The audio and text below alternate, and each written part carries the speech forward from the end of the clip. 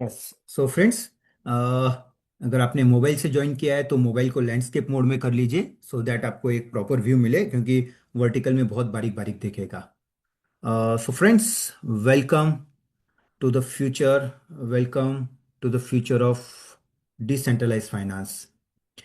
क्यों? क्योंकि फ्यूचर जो है वो डिसेंट्रलाइजेशन में ही है। क्योंकि हम देख चुके बहुत सारे सेंट्रलाइज प्रोजेक्ट जहाँ के वेबसाइट और लॉगिन बेस्ड होता है, एंड जहाँ पे पूरा का पूरा कंट्रोल जो है किसी एक ओनर के पास होता है।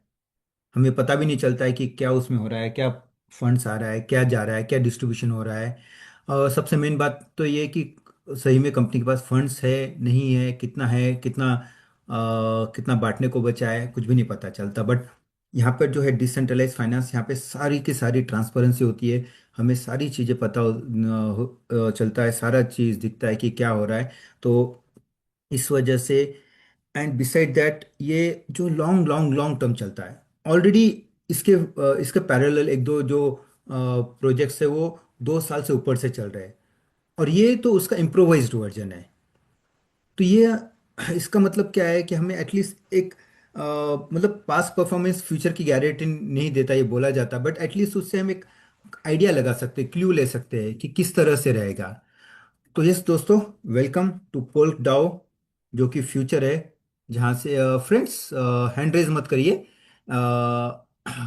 क्योंकि यहाँ पे अभी प्लान प्रेजेंटेशन हो रहा है। तो कोई क्वेरी क्वेश्चन होगा तो आपका towards the end of the session, या फिर कल हमारा रोज सुबह 9 बजे मीटिंग होता है जहाँ पे ओपन डिस्कशन होता है। आपके क्वेरीज, आपके कोई प्रॉब्लम्स है, उसके अलावा टेक्निकल सेशन वो सुबह सुबह 9 बजे होता है। तो अभी आप हैंड रेज मत करिए, जस्ट फोकस कि क्या हम देख रहे हैं, क्या समझ में आ रहा है हमें, उसके ऊपर फोकस करिए। और हो सके तो पेन और पेपर भी लेके रखिए, कुछ इंपॉर्टेंट पॉइंट्स आप नोट डाउन कर सकते हो, एंड उसको फिर आप मॉर्निंग मीटिंग में रेज भी कर सकते हो। सो दोस्तों, पोल डाओ जैसे इसके नाम में ही है, डाओ यानी कि डिसेंट्रलाइज ऑटोनोमस ऑर्गेनाइजेशन, यानी कि विकेंद्रीकृत स्वायत्त संगठन, जो कि जो कि किसी एक सिंगल ओनर का नहीं होता है, बल्कि जो पार्टिसिपेटिंग मेंबर्स होते हैं, जो कम्युनिटी होती है, यही उसका उनका प्रोजेक्ट हो जाता है basically.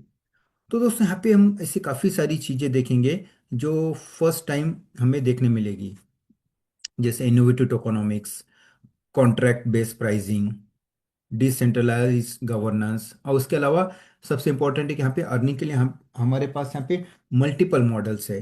Right from as an investor, हम जहाँ पर हम स्टेकिंग से अर्निंग कर सकते हैं, और एज एन एफिलेट मार्केटियर, जहाँ पे हम बड़ी कम्युनिटी बना के एक अच्छी इनकम भी यहाँ से ले सकते हैं। सो चलिए दोस्तों, हम सारी चीज़ें समझेंगे वन बाय वन। बट उससे पहले इम्पोर्टेंट है कि कंपनी का जो रोड मैप है, जो कंपनी किस तरह से प्लान कर रही है, वो सारी चीज़ें हम समझते हैं थ्रू द रोड मैप, जो कि अगले 2 वर्षों तक का डिज़ाइन किया हुआ है। अभी दोस्तों, जो पीरियड चल रहा है 2025 का क्वार्टर 4, जहाँ पे लॉन्चिंग हो रहा है प्रोजेक्ट का, जहाँ पे बेसिक काम जैसे कि स्मार्ट कॉन्ट्रैक्ट डिप्लॉयमेंट हो चुका है, कम्युनिटी ग्रोथ फेज़ 1 लॉन्च हो चुका है, फेज़ 1 लॉन्च हो चुका है। तो लगभग 80-85 दिन हुआ है, मतलब बहुत इनिशियल स्टेज है। इस तरह के बड़े बड़े प्रोजेक्ट में जो है ना, जहाँ पे इतने पीरियड में जो वेबसाइट, कुछ कुछ बेस प्रोजेक्ट जो होते हैं वेबसाइट लॉगिन वाले, वो इतने दिन में बंद पड़ जाते हैं। जबकि हम बोल रहे हैं अभी लॉन्चिंग है, क्यों? क्योंकि यहाँ पे एक लॉन्ग टर्म का बन रहा है, तो उस हिसाब से ग्रोथ भी धीरे धीरे धीरे बढ़ेगा। यहाँ पे ना तो एकदम स्काई रॉकेट ग्रोथ होगा, और ना तो रॉकेट क्रैश होके गिरेगा, ऐसी नौबत आएगी। यहाँ पे दोनों काम ग्रेजुअली हो रहा है, धीरे धीरे कम्युनिटी आ रही है, और धीरे धीरे बिल्ड हो रहा है। तो यस दोस्तों, उसके बाद में आएगा फर्स्ट ऑफ 2026, जहाँ पर एक्सपांशन होगा और इकोसिस्टम को रोबस्ट किया जाएगा, डाओ गवर्नेंस का एक्टिवेशन किया जाएगा। उसके बाद में सेकंड ऑफ 2026 का जो आएगा, जहाँ पे डिसेंट्रलाइज एप्स कुछ नए लॉन्च होंगे, काफ़ी सारे समिट्स ऑर्गेनाइज होंगे, एंड 2027 आते आते एक बहुत मास लेवल पे एडॉप्शन होगा, जहाँ पे हमें real world utility roll out मिलेगा हमारे टोकन का, डाउ ट्रेजरी का एक्सपांशन होगा, और सही मायने में हमारे लिए एक long term sustainable program ready रहेगा। तो दोस्तों, किसी भी प्रोजेक्ट में जो बताते हैं अपने आप को डिसेंट्रलाइज्ड, तो उसको हम वैलिडेट कैसा कर सकते हैं? क्या सही मायने में डिसेंट्रलाइज्ड है या नहीं है। तो उसका एक हो सकता है पैरामीटर कि जो प्राइवेट की है, क्या वो जो क्रिएटर है वो प्राइवेट की शेयर कर सकते हैं पब्लिकली, क्योंकि अगर डिसेंट्रलाइज है तो इसमें वैलेट शेयर करने में हर्ज क्या है। तो यहाँ पर जो है फर्स्ट टाइम किसी क्रिएटर ने अपनी प्राइवेट की शेयर की है। हमारे जो क्रिएटर है मिस्टर हर्सन, उन्होंने बोला है कि कम्युनिटी के ट्रांसपेरेंसी, ट्रस्ट और यूनिटी के लिए I am sharing this private key, so this is no more my individual project, this is a community project. तो दोस्तों, ये होता है डिसेंट्रलाइजेशन, जहाँ पे हमें देखने मिल रहा है कि किस तरह से ट्रांसपेरेंसी के लिए सारी चीज़ें ओपन है, सारे सारे कॉन्ट्रैक्ट, सारी प्राइवेट प्राइवेट की सारी जो है पब्लिकली शेयर किया की जा चुकी है। और ये क्या सिर्फ टोकन का ही रहेगा? नहीं, यहाँ पे एक पूरा इकोसिस्टम बनने जा रहा है। यहाँ पे जो है ब्लॉकचेन, डेफी, एनएफटी, मेटावर्स, डेक्स, ई कॉमर्स, काफ़ी सारा जो है ये पूरा प्लान्ड है, जो कि फेज बाय फेज आता जाएगा। और सबसे पहले जनवरी में जो है डाओ गवर्नेंस का एक्टिवेशन होगा। तो ये एक बहुत बड़ा माइलस्टोन होगा हमारे लिए। अब दोस्तों, हम समझते हैं कि हम क्या डिफरेंट है कंपेयर टू जो मीटू बाकी प्रोजेक्ट्स है उससे क्या डिफरेंट है हम लोग। सो दोस्तों, यहाँ पे जो है जीरो इनिशियल सप्लाई है। जीरो इनिशियल सप्लाई यानी कि नॉर्मली क्या होता है कि कोई भी टोकन जब आता है तो उसके बहुत बड़ी क्वांटिटी जो है क्रिएटर अपने पास पहले ही मिंट करके रख लेते हैं। क्यों? क्योंकि वहाँ पे कुछ फंड लगता तो नहीं है टोकन्स क्रिएट करने के लिए, वो अपने पास क्रिएट करके रख लेते हैं। या कुछ बड़े इन्वेस्टर्स के जो बड़ा इन्वेस्टमेंट करते हैं इनिशियली, उनको वो टोकन मिलते हैं। और जब एक रेट अच्छे लेवल पे बढ़ जाता है तो वो टोकन बेच देते हैं और लिक्विडिटी में से पैसा निकाल लेते हैं और प्रोजेक्ट डंप हो जाता है। बट यहाँ पे वो नहीं हो सकता है। क्यों? यहाँ पे टोकन कब जनरेट होगा? जब एक्चुअल डॉलर डाला जाएगा, एक्चुअल यूएसडीटी जब डाला जाएगा तभी जाके टोकन जनरेट होगा, यानी कि मिंट होगा। इसका मतलब क्या है? Buy on mint. तो यहाँ पर बिना यूएसडीटी डाले हुए टोकन जनरेट नहीं हो सकते हैं। चाहे फिर वो क्रिएटर हो या कोई भी हो, वो यूएसडीटी डाले और टोकन ले और स्टेकिंग करे। और जब कोई इसको सेल करेगा तो बर्न हो जाएगा 100% क्वांटिटी। तो जिसकी वजह से कहीं कोई एक्यूमुलेशन नहीं हो रहा है, और ना तो इनिशियल सप्लाई जीरो है तो वहाँ पे भी डंपिंग का स्कोप नहीं है, और ना तो कहीं इसका एक्यूमुलेशन हो रहा है तो फ्यूचर में भी इसका डंपिंग का स्कोप नहीं है। तो इसकी वजह से ये जो है पूरी तरह से हम बोल सकते हैं कि बेस्ट प्रोजेक्ट अभी अवेलेबल है globally, with zero initial supply, mint on buy and burn on sale. ये इसका क्रक्स है। अब इम्पोर्टेंट क्या है कि यहाँ पे लिक्विडिटी पूल जो है ये भी डिसेंट्रलाइज्ड है। इसका मतलब क्या है कि यहाँ पे जो पूल में जो भी फंड्स है वो पूरा कम्युनिटी का है। यानी कि जब भी कोई इसमें डॉलर डालेगा तब जाके टोकन जनरेट होंगे, और वो जो डॉलर है यही इसका लिक्विडिटी पूल है। ऐसा नहीं कि कोई बड़ा फंडिंग आ गया हो और कल को फंडिंग निकाल लेगा तो लिक्विडिटी खत्म हो जाएगा, यहाँ पे नौबत नहीं आएगी। और इसके अलावा जो टोकन का प्राइस है वो इंटरनल एल्गोरिदमिक फार्मूला से डिटरमाइन होता है, जिसको हम अभी समझेंगे कि एग्जैक्टली वो किस तरह से है। क्योंकि इसमें टोकन का प्राइस कम होना ही नहीं है। आज जो भी रेट है, लॉन्च हुआ था $1 से, उसके बाद में $1 1 सेंट हुआ, 2 सेंट हुआ। आज के इसमें जो है $1 44 है। ये $1 44 है, रिवर्स में कभी नहीं जाएगा, ये आगे ही जाएगा। क्यों? अब हम वो समझेंगे उसका। हमारा जो टोकन इसका मिंटिंग एंड बर्निंग प्रोटोकॉल अभी देखते हैं। इसका जो इनिशियल सप्लाई है वो जीरो है, और इसका जो प्राइस, बेस प्राइस स्टार्ट हुआ था कितने से? $1 से हुआ था। ठीक है। अब यहाँ पे क्या है, एक बहुत इंपॉर्टेंट मैकेनिज्म बनाया हुआ है कि जब भी कोई इस टोकन को बाय करेगा तो उसके ऊपर 2% का टैक्स लगेगा, और जब भी कोई इसको सेल करेगा तो इसके ऊपर 3% का टैक्स लगेगा। अब इसमें कोई भी सोचेगा इसमें यार खुशी होने वाली क्या बात है कि यहाँ पे तो टैक्स लग रहा है। तो यही हमारा बेस है जिसकी वजह से इसका प्राइस जो है हमेशा बढ़ता रहेगा।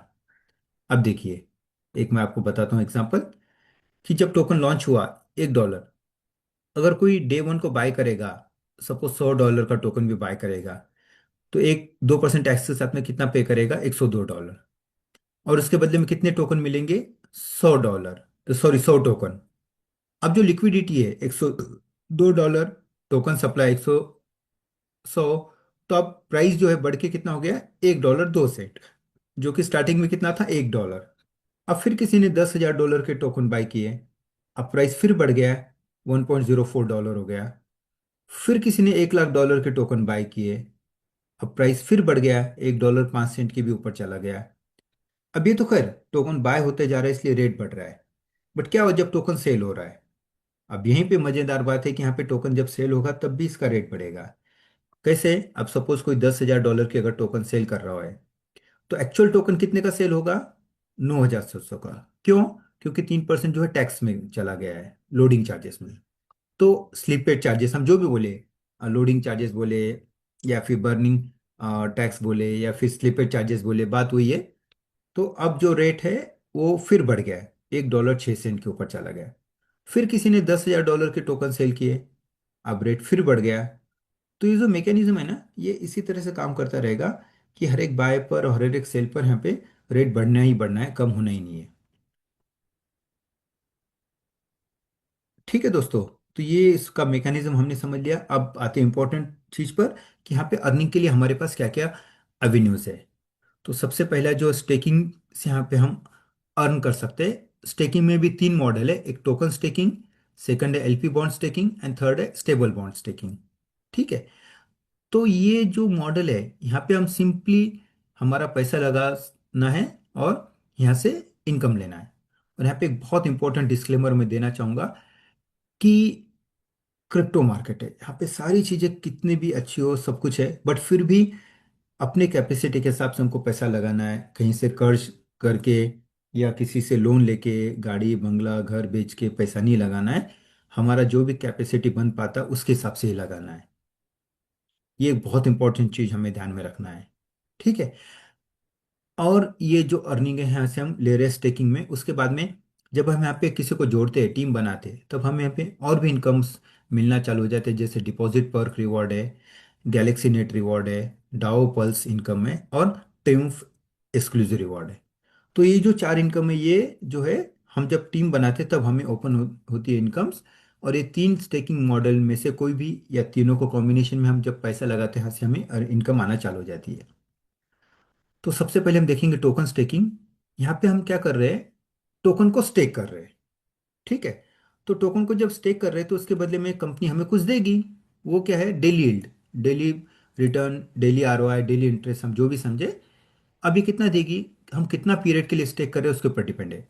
अगर 24 घंटे के लिए स्टेक करेंगे तो 0.25% से 0.7% डेली के हिसाब से हमें मिल सकता है। मतलब क्या है कि ये 0.25 से 0.7% मतलब कभी कम भी हो सकता है, कभी भी ज़्यादा भी हो सकता है, डिपेंडिंग कि टोटल लिक्विडिटी कितना है, टोटल कम्युनिटी कितना है। हाँ, उस हिसाब से ये कम ज़्यादा हो सकता है। कम से कम 0.25 आएगा और ज़्यादा से ज़्यादा 0.7% आएगा। फिलहाल 0.5% के आसपास आ रहा है। और बहुत इंपॉर्टेंट चीज़ क्या है कि जब ये प्रॉफिट है, ये हम जब चाहे तब निकाल सकते हैं। इसके ऊपर कोई कंट्रोल नहीं, 24/7 हम जब चाहे तब निकाल सकते हैं। इंस्टेंटली विद इन सेकंड्स निकल जाता है। और अगर हम प्रॉफिट डेली विड्रॉ नहीं करते, उसको एक्यूमुलेट होने देते हैं, तो इसके ऊपर हमें ऑटो कंपाउंडिंग इंटरेस्ट भी मिलता है, जो कि एनुअलाइज बेसिस पे 1,000% से ऊपर हो सकता है। ठीक है। यही स्टेकिंग पीरियड अगर हम 30 दिन के लिए करते हैं तो 0.35 से 0.8% तक मिलेगा हमें। 60 दिन के लिए करेंगे तो 0.45% से 0.9% तक मिलेगा। 120 दिन के लिए स्टेक करेंगे तो 0.55 से 1% तक मिलेगा। और 360 दिन के लिए स्टेक करते हैं तो 0.65% से तो 1.2% तक मिलेगा। ठीक है। तो ये डिपेंडिंग हम कितना पीरियड के लिए स्टेक कर रहे हैं उसके ऊपर डिपेंड है। और इस रेंज में हमें मिलेगा। और जब तक हम प्रॉफिट नहीं निकालेंगे तब तक ऑटो कंपाउंडिंग मिलेगा। और सबसे इंपॉर्टेंट क्या है कि ये जो कैपिटल है, ये भी हमारे हाथ में है। जो भी हमने स्टेकिंग पीरियड चूज किया है, उस स्टेकिंग पीरियड के कंप्लीट होने के बाद में हम जब चाहे तब हमारा कैपिटल भी निकाल सकते हैं। जैसे अगर मैंने 30 दिन के लिए लगाया, तो 30 दिन कंप्लीट होने के बाद में मेरा कैपिटल अनस्टेक करने के लिए रेडी होता है। और मैं जब चाहे तब निकाल सकता हूँ। और जब तक नहीं निकालूंगा तब तक इस रेट से मुझे डेली यील्ड आता ही रहेगा। चाहे वो फिर आगे 50 दिन हो, 100 दिन हो, जब तक हो तब तक इस रेट से मुझे डेली यील्ड आता ही रहेगा। बट दोस्तों, अभी ये जो हमारे पास ऑप्शन अवेलेबल है स्टेकिंग का, इसमें टोकन स्टेकिंग में 24 आवर्स का है। बाकी जो ऑप्शन है वो फिलहाल पॉज्ड है। ये फ्यूचर में ओपन हो सकता है कुछ टाइम के लिए, बट ये हमेशा ओपन नहीं रहेगा। ठीक है। अब हमारे पास नेक्स्ट ऑप्शन क्या है? LP bond. एलपी बॉन्ड का मतलब क्या है कि यहाँ पे हम 50% टोकन और 50% यूएसडीटी में स्टेक कर रहे हैं, और हमें रिटर्न जो मिलेगा वो भी 50% टोकन और 50% यूएसडीटी में मिलेगा। और जैसे हमने लास्ट स्लाइड में देखा था, returns 30 days, 60 days, 120 days and 360 days के लिए सेम है डेली यील्ड का। तो इस तरह से हमें यहाँ पे रिटर्न भी मिलेगा। ठीक है। और फिर लास्ट ऑप्शन जो आएगा स्टेकिंग में वो है स्टेबल बॉन्ड, जहां पर हम 100% यूएसडीटी में स्टेक कर रहे हैं, और हमें जो रिटर्न मिलेगा वो भी यूएसडीटी में मिलेगा। यहाँ पर भी जो स्टेकिंग पीरियड है 30 दिन से 360 दिन तक है, और जो डेली यील्ड है वो भी हमने जैसे पिछले दोनों इसमें देखा था सेम है। ठीक है दोस्तों, ये हो गया हमारा स्टेकिंग मॉडल, जहाँ पर हम जिसमें चाहे उसमें लगा सकते हैं, तीनों में थोड़ा थोड़ा भी लगा सकते हैं, तीनों में अलग अलग टाइम पीरियड में भी लगा सकते हैं। पूरा फ्लेक्सिबिलिटी हमारे ऊपर है। प्रॉफिट हमारे हाथ में जब चाहे तब निकालना, और कैपिटल भी हमारा स्टेकिंग पीरियड होने के बाद में जब चाहे तब हम निकाल सकते हैं। अब जब यहाँ पे हम किसी को रेफर करते हैं तो हमें और भी इनकम्स मिलना चालू हो जाते हैं, जिसमें से फर्स्ट है डिपॉजिट पर रिवॉर्ड, जहाँ पर लेवल 1 के लिए हमें 4% मिलता है, लेवल 2 के लिए 2%, लेवल 3 के लिए 1%, और लेवल 4 to 15 के लिए जो है 0.25% पर लेवल। तो ये सब मिला के जो है 10% हो जाता है। ठीक है। अब यहाँ पे एग्जाम्पल के लिए, अगर मैंने किसी को रेफर किया और उन्होंने $1,000 से स्टेकिंग किया, तो $1,000 का 4% कितना होता है, 40 USDT मुझे जो इमीजिएटली मिल जाता है, और मेरे गैलेक्सी नेट इनकम में इमीजिएटली क्रेडिट हो जाता है, जिसको मैं जब चाहे तब निकाल भी सकता हूँ। और ये जो लेवल्स है, ये इनको ओपन करने के लिए कुछ क्राइटेरिया है जो हम नेक्स्ट इनकम के साथ में समझेंगे। नेक्स्ट इनकम हमारा जो है गैलेक्सी नेट रिवॉर्ड। तो ये क्या है दोस्तों, ये बहुत बड़ी अमेजिंग इनकम होती है, क्योंकि ये हमारे,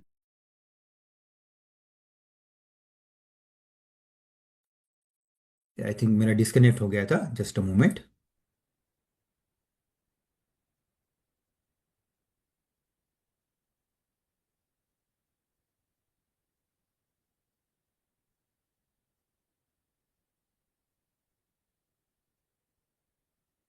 यस। तो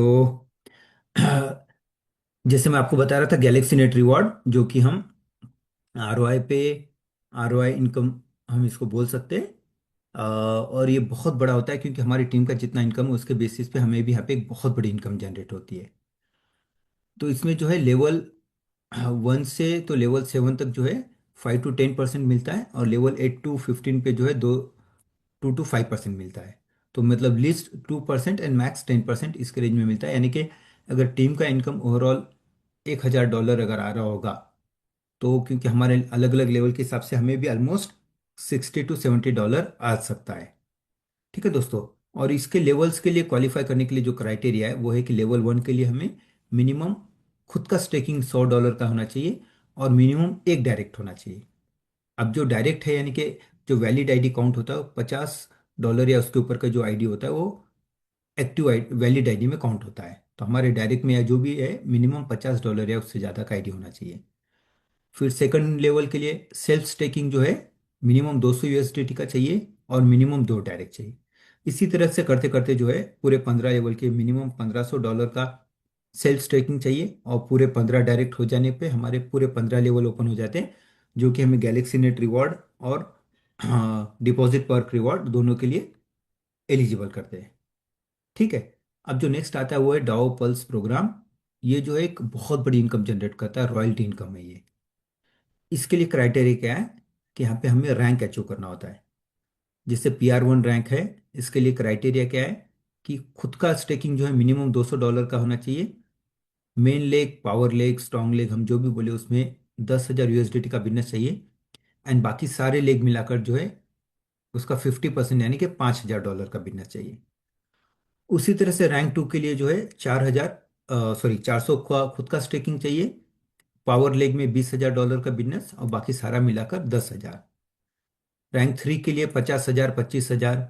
रैंक 4 के लिए 1 लाख और 50,000। रैंक 5 के लिए 2 लाख और 1 लाख। इस तरह से बढ़ते बढ़ते जो है रैंक 10 तक हम पहुंच जाएंगे, जहाँ पे 1 करोड़ का पावर में बिजनेस चाहिए, और 50 लाख का बाकी सारा मिलाकर।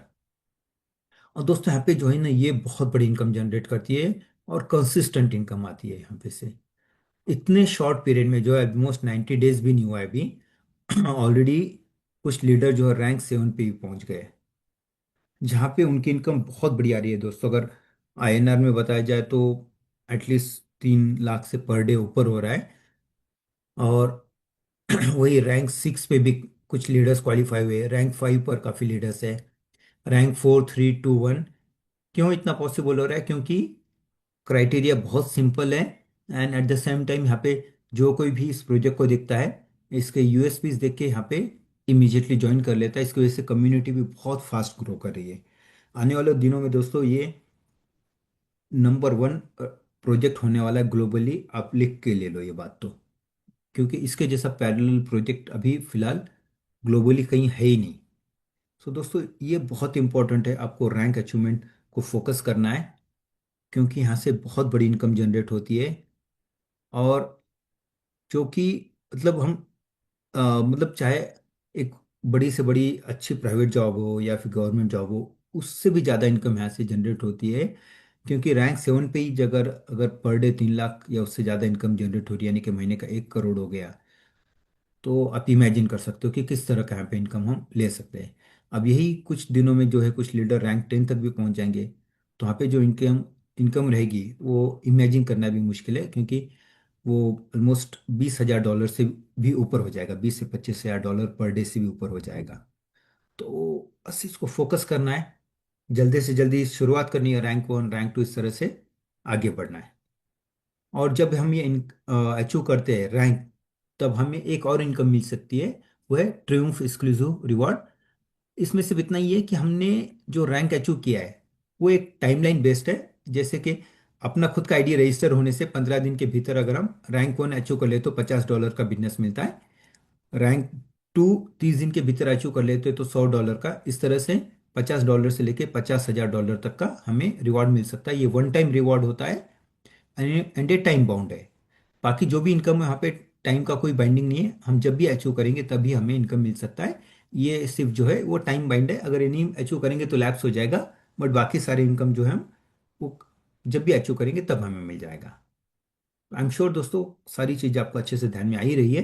बट टर्म्स एंड कंडीशन भी हमें समझना बहुत ज़रूरी है, क्योंकि अगर हमें टर्म्स एंड कंडीशंस पता नहीं होंगे तो शायद हम उस हिसाब से ठीक से प्लान नहीं करेंगे। अब जैसे मैंने आपको बताया था कि यहाँ पे से हम हमारा कैपिटल भी हमारा स्टेकिंग पीरियड का कंप्लीट होने के बाद में जब चाहे तब निकाल सकते हैं। बस वो निकालते समय जो है 10% का अनस्टेकिंग चार्जेस लगता है। वो भी क्यों? क्योंकि 10% जो है वो डिपॉजिट पर रिवॉर्ड में इमीडिएटली डिस्ट्रीब्यूट हो चुका होता है। अब जो है यहाँ से हम जो भी इन प्रॉफिट विड्रॉ करते हैं, चाहे स्टेकिंग यील्ड हो या फिर बाकी इनकम हो, उसको इन विड्रॉ करते समय हमें उसका इक्विवेलेंट अमाउंट जो है टरबाइन में रखना पड़ता है, सिर्फ 24 घंटे के लिए। क्यों? क्योंकि इसकी वजह से हमारा पूल का स्टेबिलिटी बना रहता है, एंड बहुत ज़्यादा हमारे पूल में से एक साथ में फंड्स नहीं निकलता है। अब जैसे अगर मेरा $100 का अगर इनकम हो, तो $100 जो मुझे टरबाइन में रखना होता है 24 घंटे के लिए, और 24 घंटे बाद वो भी फ्री हो जाता है। एंड हमारा इनकम जो हम फर्स्ट डे निकाल चुके होते हैं, और सेकंड डे जो डॉलर रखा था हमने 24 घंटे के लिए वो भी निकल जाता है। इसका भी सुबह रोज मतलब काफ़ी बार टेक्निकल सेशन में ये भी डीप में बताया जाता है कि किस तरह से टरबाइन में जाना है। बाकी चीज़ें आप सुबह का सेशन अटेंड करके वो भी चीज़ें समझ सकते हो। बट वो सुबह का सेशन जो है जिन लोगों ने ऑलरेडी ज्वाइन कर लिया उनके लिए प्रेफरेबली होता है वो। ठीक है। अब जो एक इम्पॉर्टेंट है tax deduction for burning protocol, इसका मतलब क्या है कि यहाँ पे हम जो भी इनकम विड्रॉ कर रहे हैं उसके ऊपर 15% तक का टैक्स लगेगा। और ये 15% तक का क्यों? सो दैट सॉरी 15% तक का कैसे? डिपेंड कि हमारे डायरेक्ट कितने हैं। अगर जीरो डायरेक्ट है तो 15% का टैक्स लगेगा, और फिर हर एक डायरेक्ट पर 1-1% का टैक्स कम होता जाएगा, और पूरे 15 डायरेक्ट हो जाएंगे टैक्स 0% हो जाएगा। ये करने का रीज़न ये है ताकि एक कम्युनिटी बिल्डिंग का एक बढ़ावा मिले, और जो नहीं कर रहा है कम्युनिटी बिल्डिंग एटलीस्ट वो टैक्स के फॉर्म में लिक्विडिटी में कुछ पैसा तो दे, सो दैट कम एक बड़ी कम्युनिटी बनती रहेगी, तो सबके लिए वो सपोर्टिव रहेगा। इसी वजह से ये बनाया गया है। एंड जो भी वैलिड आईडी है वो मिनिमम 50 USDT या उससे ज़्यादा जो है वो एक वैलिड आईडी काउंट होता है। तो आई एम श्योर दोस्तों सारी चीज़ें आपने अच्छे से समझ ही लिए। और फिर भी कोई अगर बाकी रहता है ऐसी कोई चीज़ अगर हो सकता है आपके ध्यान में नहीं आई होगी, तो आप अपने जिस किसी ने भी इनवाइट किया उनके साथ में बैठ के एक बार आप समझ सकते हो और भी क्लैरिटी ले सकते हो। इसके अलावा हमारा मीटिंग रोज रात में 9 बजे होता है, जहाँ पे प्लान प्रेजेंटेशन होता है, एंड सुबह 9 बजे का जो है वो ओपन डिस्कशन मीटिंग होता है। So thank you much friends. Vikram sir, yes, आप कुछ शेयर करना चाहोगे? Yes, yes, sir. Yes, sir. Thank you so much, sir. Thank you so much for your wonderful, wonderful presentation.